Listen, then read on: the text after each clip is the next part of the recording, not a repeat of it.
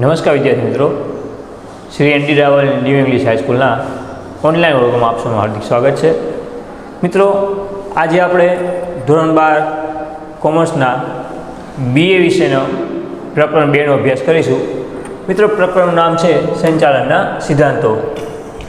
સાવ એટલે સાવ સહેલું પ્રકરણ છે. તો સંચાલનના સિદ્ધાંતોનો અર્થ શું અથવા તો વ્યાખ્યા શું? તો ધંધાકીય એકમમાં માનવ વર્તણૂકને સાનુકૂળ કરવા માટે જે નિયમ ઘડવામાં આવે છે તેને સંચાલન સિદ્ધાંતો કહે છે. તો મિત્રો, ધંધાકીય એકમ એટલે કોઈ પણ સંસ્થા, કોઈ શાળા હોય, કોઈ કંપની હોય, કોઈ નાનું કારખાનું હોય, કોઈ મોટું કારખાનું હોય, દરેકે દરેક ધંધાકીય એકમમાં માનવ વર્તણૂક એટલે કે એ કંપનીમાં, એ સંસ્થામાં જે કર્મચારીઓ કામ કરે છે એમને સાનુકૂળ કામ કરવા માટે, માનવ વર્તણૂકને સાનુકૂળ કરવા માટે કે જે માણસો કામ કરે છે એમનું વર્તન કેવું છે, સાનુકૂળ એટલે કે પોઝિટિવ વર્તન કરવા માટે જે નિયમો ઘડવામાં આવ્યા છે આને કહેવાય છે સંચાલનના સિદ્ધાંતો. મિત્રો, કોઈ કંપની છે, કંપનીમાં ઘણા બધા કર્મચારીઓ કામ કરે છે, તો આ કર્મચારીઓનું જે વર્તન છે એ વર્તન સારું રહે એ માટે નિયમ ઘડવામાં આવ્યા છે અમુક, જેથી એ કર્મચારીઓ કંપનીમાં સારું વર્તન, પોઝિટિવ વર્તન કરે. તો આ નિયમોને કહેવામાં આવે છે સંચાલનના સિદ્ધાંતો. તો સંચાલન સિદ્ધાંતો શું છે એ જોઈએ આપણે. સ્વરૂપ કેવું છે એનું? સાર્વત્રિક, તો બધે જ હોય. હમણાં મેં વાત કરી, કોઈ મોટી કંપની છે એમાં પણ આ જ નિયમો લાગે. કોઈ નાનું કારખાનું છે ત્યાં ભલે ફક્ત 2 કર્મચારી કામ કરતા હોય, એમને પણ નિયમો આ જ લાગે. સાર્વત્રિક, બધી જ જગ્યાએ આ નિયમો લાગુ પડશે. પરિવર્તનશીલ, જેમ સમયમાં પરિવર્તન આવે એમાં નિયમો, આમ સિદ્ધાંતો પણ ફેરફાર થતા રહે. આપણે ઉદાહરણ જોઈએ. પહેલાંના સમયમાં મજૂરી પ્રથા હતી, એટલે કે મજૂર પ્રથા કહેવાય એને, ગુલામ પ્રથા કહેવાય. એ સમયે ગુલામોને ખરીદવામાં, વેચવામાં આવતા હતા. એની પાસે અઢળક કામ કરવામાં આવતું હતું. સામે પગાર નહિવત ચૂકવવામાં આવતો હતો અથવા ચૂકવવામાં આવતો જ નહોતો. પરંતુ હવે કેવું થયું છે, તમે કોઈ સંસ્થામાં કામે લાગો છો તો ફિક્સ ટાઈમ હોય. સિદ્ધાંતો શું છે? સિદ્ધાંતો ફિક્સ સમય નક્કી કર્યો એમણે કે કર્મચારીએ 6 કલાક કે 8 કલાક કાર્ય કરવાનું, 6 કલાક અથવા 8 કલાક કાર્ય કરવાનું. તો તમને જે પગાર મળશે કેટલો મળશે? 6 કલાક અથવા તો 8 કલાકનો. હવે જો તમે 8 કલાકની નોકરીમાં લાગ્યા છો અને તમે 9 કલાક કામ કરો છો, તમારી નોકરીનો સમય છે 8 કલાક અને તમે 9 કલાક કામ કરો છો, તો આ જે 1 કલાક છે, આ 1 કલાક ગણાય ઓવરટાઈમ. આ ઓવરટાઈમનો તમને એક્સ્ટ્રા પગાર મળશે. તો મિત્રો, આ બધા સંચાલન સિદ્ધાંતો છે કે કર્મચારીઓ પાસે ઓવરટાઈમ કરાવો તો એક્સ્ટ્રા પગાર આપવો. કર્મચારીએ ફક્ત 6 કલાક કે 8 કલાક જ કાર્ય કરવાનું. જો કોઈ કર્મચારીને કામ કરતી વખતે કાર્યના સ્થળે કાંઈ નુકસાન થાય તો એનું ભરપાઈ કોણ કરશે? જે તે કંપની અથવા તો સંસ્થા. એક ઉદાહરણ આપું છું. કોઈ કર્મચારી છે, યંત્રમાં કામ કરતો હોય અને યંત્રમાં એનો હાથ આવી જાય છે, તો હાથ કપાઈ જાય છે. તો હવે એ હાથ સામેનું નુકસાની વળતર કંપની એ કર્મચારીને ચૂકવશે. દરેક કર્મચારીનો વીમો લેવડાવવામાં આવે છે. એ સિવાય ઘણી કંપની તો કર્મચારીઓના સંતાનોને શાળામાં ફ્રી શિક્ષણ પણ આપે છે. જે તે હોસ્પિટલ સાથે એ લોકો કનેક્ટ હોય ત્યાં કર્મચારીઓને રાહત દરે દવાની સુવિધા પણ આપવામાં આવે છે.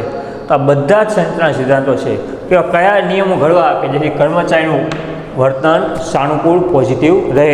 તો આ બધા નિયમો છે.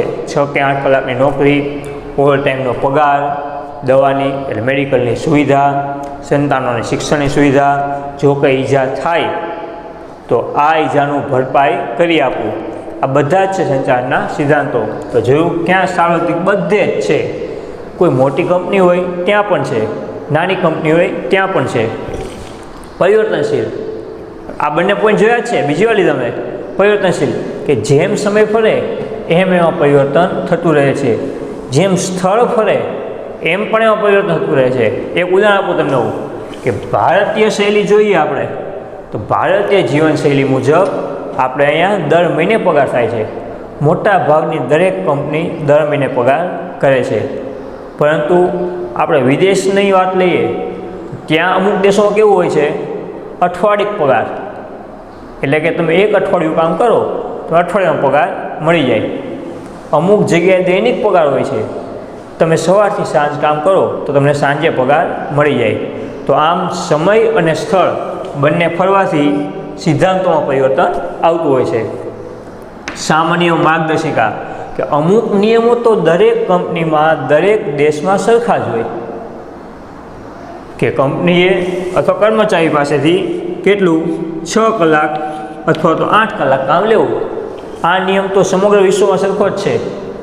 અમુક કંપનીએ 6 કલાકનો નિયમ રાખ્યો હશે, અમુકે 8 કલાકનું કામ રાખ્યું હશે. ઓવર ટાઈમ કરે તો પૈસા આપવા. આ શું છે? આ દરેક સામાન્ય માર્ગદર્શિકા છે કે તમારે આ મુજબ કામ કરવાનું હોય છે. તમે કંપનીમાં જોઈન્ટ થાવ તો બોન્ડ કરવામાં આવે છે, એટલે કે કરાર કરવામાં આવે છે. એટલે કે કરાર એટલે શું? તમને સામાન્ય નોંધ આપી દઉં. કરાર એટલે તમે કોઈ કંપનીમાં જોડાયેલા છો તો 1 વર્ષ કે 2 વર્ષ કે 3 વર્ષ જે કંપની નક્કી કરે ત્યાં સુધી તમે કંપનીમાંથી છૂટા ન થઈ શકો. જો કંપનીમાંથી છૂટા થાવ તો એ કરારમાં લખેલું હોય છે કોણે કેટલો દંડ ભરવાનો. જો કંપની તમને કાઢે તો કંપની દંડ ભરશે, તમે નીકળી જાઓ તો તમારા દંડ ભરવાનો. તો આ બધી કહેવાય સામાન્ય માર્ગદર્શિકા. ત્યારબાદ માનવ વર્તણૂક પર આધારિત છે. તો પહેલાં વ્યાખ્યામાં જ આવી ગયું. આ સિદ્ધાંતો કોની માટે છે? માણસો માટે જ. માણસોની વર્તણૂક સારી કરવા માટે જ, માણસોના વર્તન સુધારવા માટે, માણસોના વર્તનને હકારાત્મક કરવા માટે આ સિદ્ધાંતો ઘડવામાં આવ્યા છે. આકસ્મિકતા. ઘણી વખત મિત્રો એવું બને, કોઈ વખત આકસ્મિક કંઈ ઘટના બની જાય તો એ સમયે શું કરવું? તો એ માટે પણ અમુક નિયમો ઘડવામાં આવ્યા હોય છે.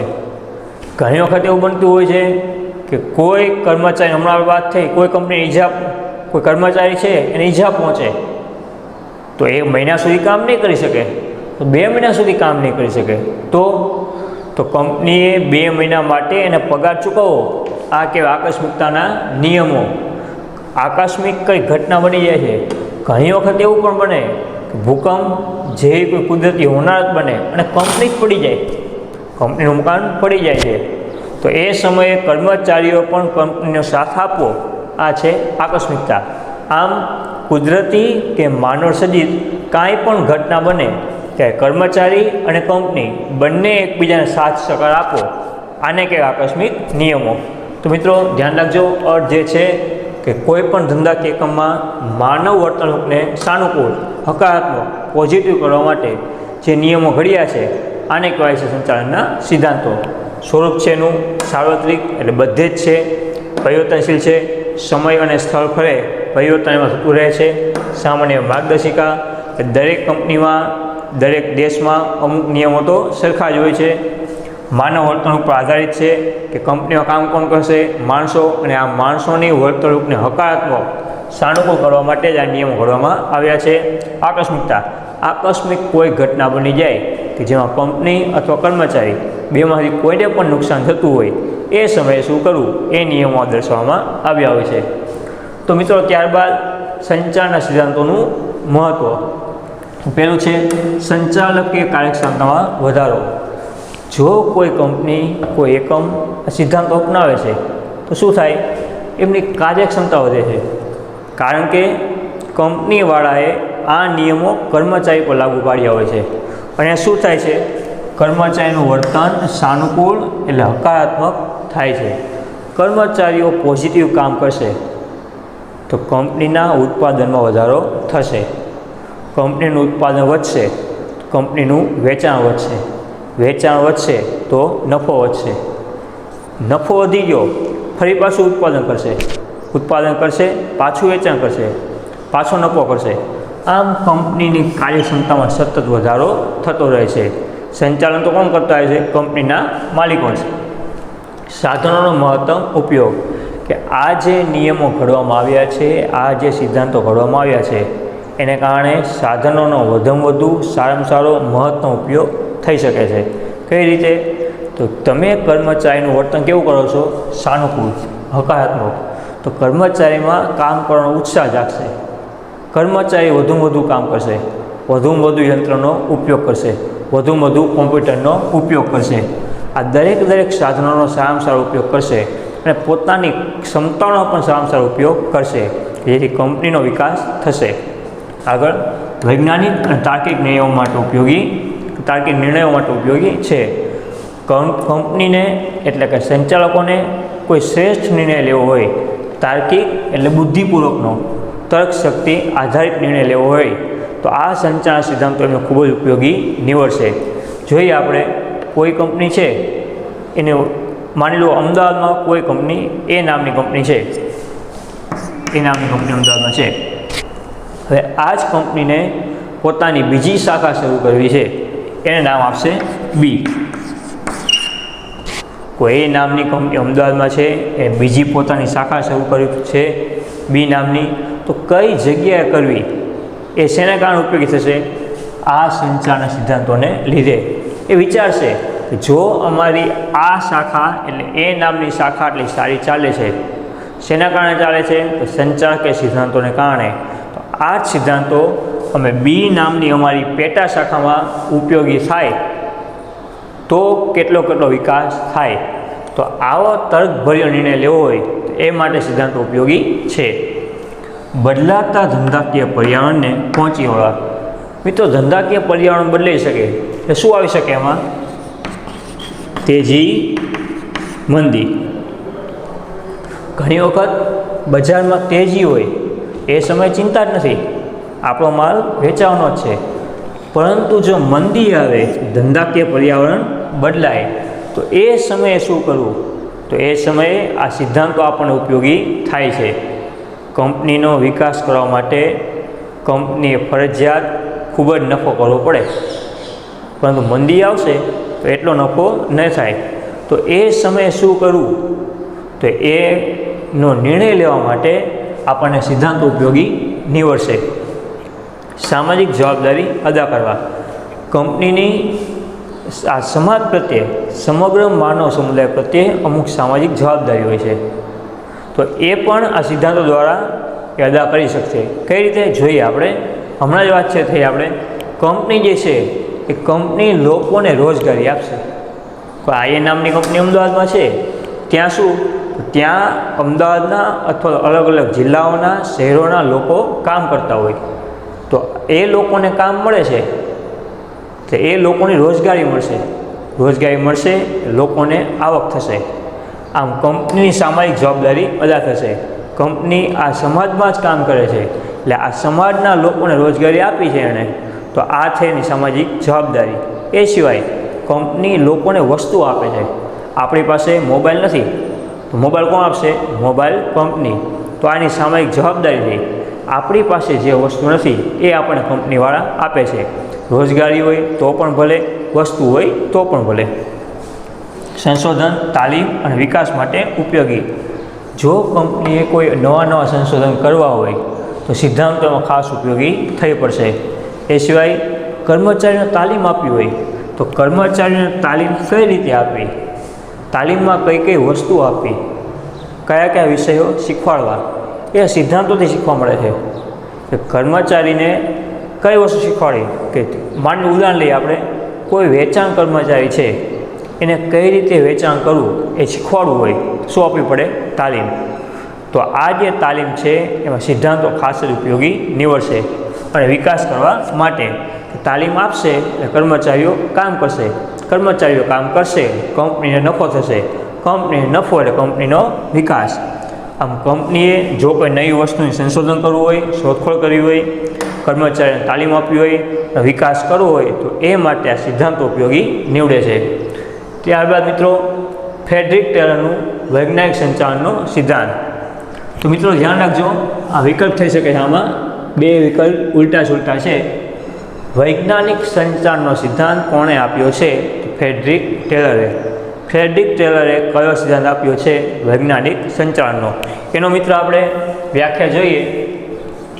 તમે માણસો પાસે શું કરાવવા માગો છો તે જાણવું અને ઓછામાં ઓછા ખર્ચે તે કરાવો. એટલે કે વૈજ્ઞાનિક સિદ્ધાંત. તો ફ્રેડરિક ટેલર એમ કહે છે કે તમે તમારા કર્મચારી પાસેથી શું કરવા માગો છો? તમારે તમારા કર્મચારી પાસે કેટલું કામ લેવું છે, કેવું કામ લેવું છે અને ઓછામાં ઓછા ખર્ચે તે કરાવો. કામ તો તમારે કરાવવું જ છે, પરંતુ જેમ બને એમ એ કામનો ખર્ચો ઓછો આવે એવું કાર્ય કરવું. આને કહેવાય વૈજ્ઞાનિક સંચાલન. કે મિત્રો, તમે કંપનીના માલિક છો અને તમારી કંપનીમાં ઉત્પાદન કરવું હોય તો એ માટે કાચો માલ ક્યાંથી લાવો, કેવી રીતે લાવો, સસ્તો કેવી રીતે લાવો, આને કહેવાય વૈજ્ઞાનિક સંચાલન. એ સિવાય કાચા માલમાંથી તૈયાર માલ બનાવો એટલે ઉત્પાદન કરવું. તો આ ઉત્પાદનમાં ઓછામાં ઓછો ખર્ચો કેવી રીતે થાય, આને કહેવાય વૈજ્ઞાનિક સંચાલન.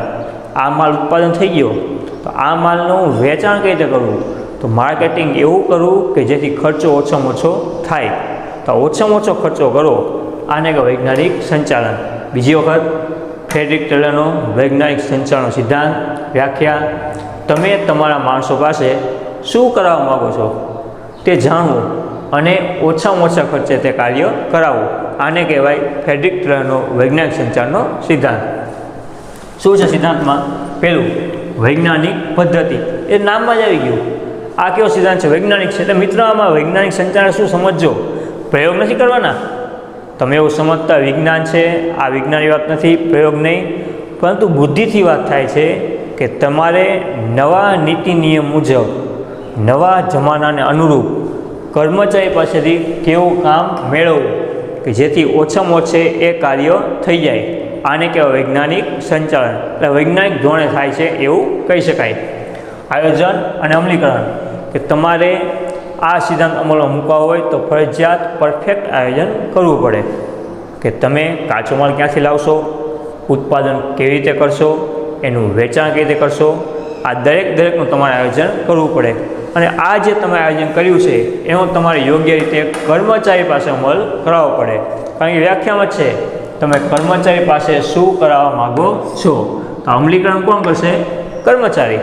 તમારા આયોજનનો અમલ કોણ કરશે? કર્મચારી.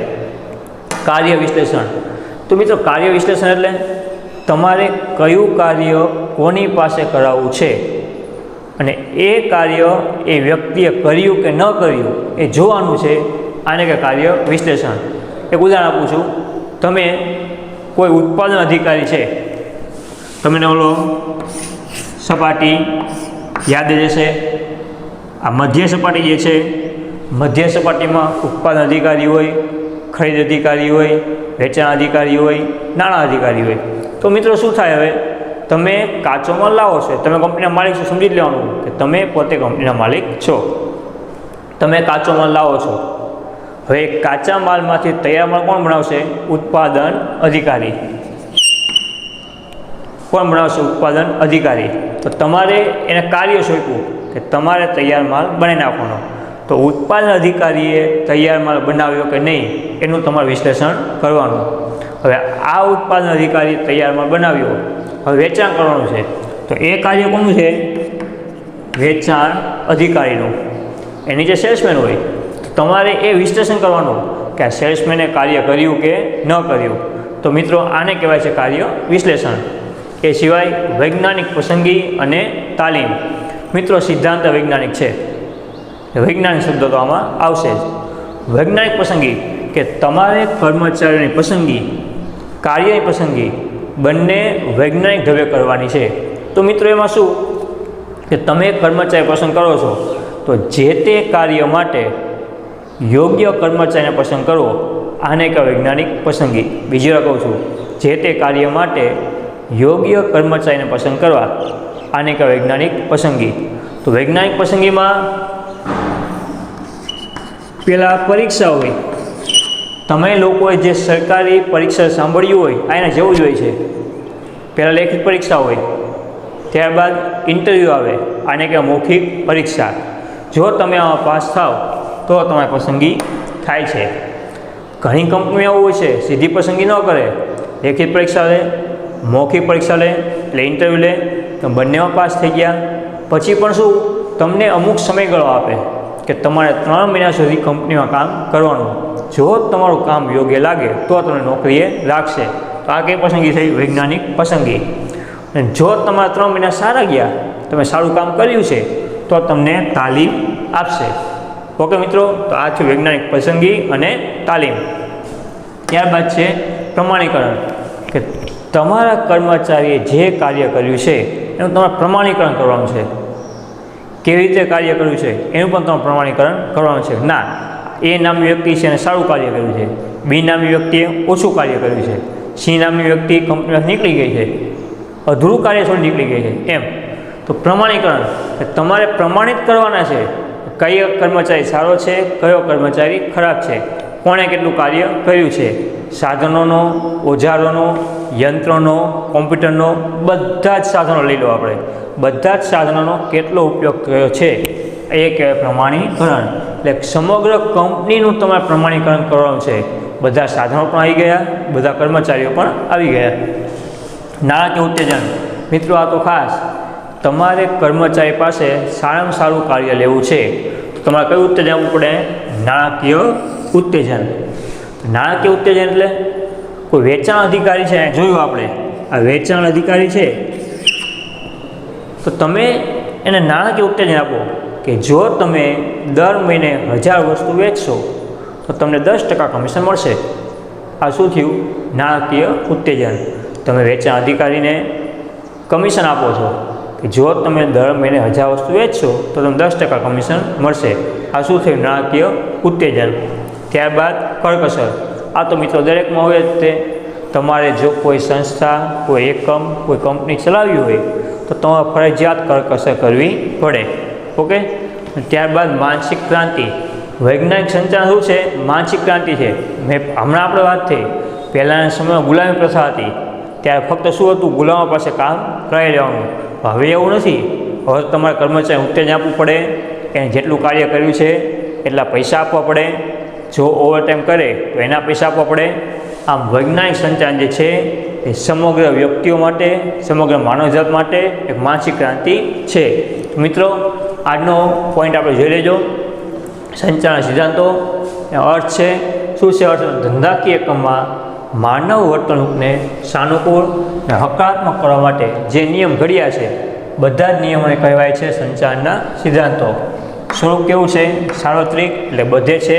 પરિવર્તનશીલ, સમય સ્થળ મુજબ પરિવર્તન થાય છે. સામાન્ય માર્ગદર્શિકા, અમુક નિયમો બધા માટે સરખા હોય છે. માનવ વર્તણૂક પર આધારિત છે, એ તો વ્યાખ્યામાં આવી ગયું છે કે આ શેની માટે છે? માનવ વર્તણૂકને સાનુકૂળ કરવા માટે. આકસ્મિકતા, અચાનક કોઈ ઘટના બની જાય એ સમયે કેવા પગલાં લેવા, આ છે આકસ્મિકતા. એનું મહત્ત્વ સંચાલકે કાર્યક્ષમતામાં વધારો. આ સિદ્ધાંતો અપનાવશો તો તમારી કાર્યક્ષમતા વધશે. સાધનોનો મહત્વનો ઉપયોગ કરવાનો છે. વૈજ્ઞાનિક અને તાર્કિક નિર્ણયો માટે ઉપયોગી. તમારે કંઈક તાર્કિક નિર્ણય લેવા હોય, કંપની માટે નવો નિર્ણય લેવો હોય તો એની માટે સિદ્ધાંતો ઉપયોગી છે. બદલાતા ધંધાકીય પર્યાવરણને પહોંચી વળવા, કે તેજી, મંદી, કે તેજીમાં તમે શું કરશો, મંદીમાં શું કરશો. સામાજિક જવાબદારી, કે લોકોને નોકરી રાખવા, લોકોને વસ્તુ પૂરી પાડવી, બંને છે તમારી સામાજિક જવાબદારી. સંશોધન, તાલીમ અને વિકાસ કરવા માટે. ફ્રેડરિક ટેલરનો વૈજ્ઞાનિક સંચાલનનો સિદ્ધાંત. આમાં 2 વિકલ્પ છે. વૈજ્ઞાનિક સંચાલન સિદ્ધાંત કોણે આપ્યો? ફ્રેડરિક ટેલરે. ફ્રેડરિક ટેલરે કયો સિદ્ધાંત આપ્યો? વૈજ્ઞાનિક સંચાલનનો. શું છે વ્યાખ્યા? તમે માણસો પાસે શું કરાવવા માગો છો એ જાણવું અને ઓછામાં ઓછા ખર્ચે કરાવવું. તો સિદ્ધાંત કેવું છે એનું? વૈજ્ઞાનિક છે, વ્યાખ્યામાં જ છે. આયોજન અને અમલીકરણ, યોગ્ય આયોજન કરવું પડે અને એ આયોજનનો અમલ કરવો પડે. કાર્ય વિશ્લેષણ, કર્મચારીએ કયું કાર્ય કેટલું કર્યું છે એ તમારે જોવાનું છે. વૈજ્ઞાનિક પસંદગી અને તાલીમ, કર્મચારીની પસંદગી વૈજ્ઞાનિક ધોરણે કરવાની છે, ત્યારબાદ એમને તાલીમ આપવાની છે. પ્રમાણીકરણ, જે કર્મચારી સારું કાર્ય કર્યું છે એનું સારું પ્રમાણપત્ર આપવું, ખરાબ કાર્ય કર્યું છે એને તમારે ખરાબ પ્રમાણપત્ર આપવાનું છે. નાણાકીય ઉત્તેજન, કર્મચારીને કમિશન આપવું, બોનસ આપવું, આ થયું નાણાકીય ઉત્તેજન. કરકસર, કે તમારે કંપનીમાં આવક વધારવા માટે થોડીક કરકસર કરવી પડે. માનસિક ક્રાંતિ, સમગ્ર માનવજાત માટે આ એક માનસિક ક્રાંતિ છે.